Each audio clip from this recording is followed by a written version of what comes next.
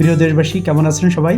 এখানে দেখতে পাচ্ছেন আমি মার্কারের দাগ দিয়ে, কালো কালির দাগ দিয়ে সহজে একটি গ্রীষ্মকালীন দৃশ্য আঁকছি, অর্থাৎ সামার সিনারি।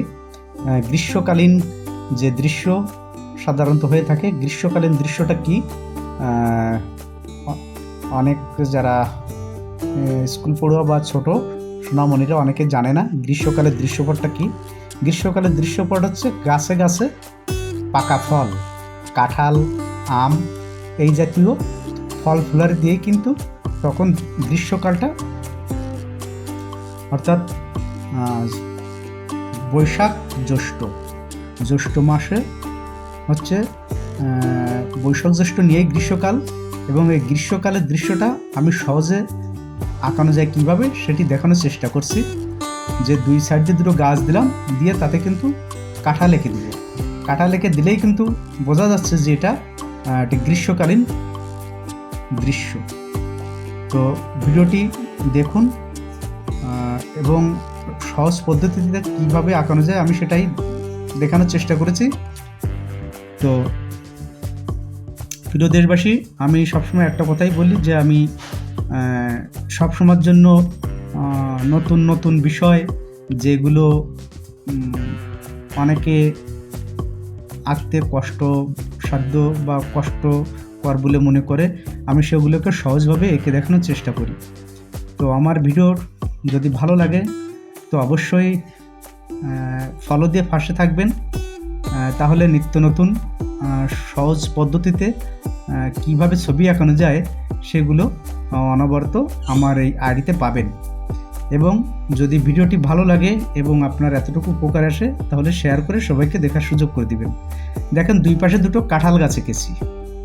গাছ সোজা হবে এমন কোনো কথা না, বাঁকা তাড়া এমন গাছ হতেই পারে, বা কাঁঠাল গাছগুলো সাধারণত এমনই হয়ে থাকে।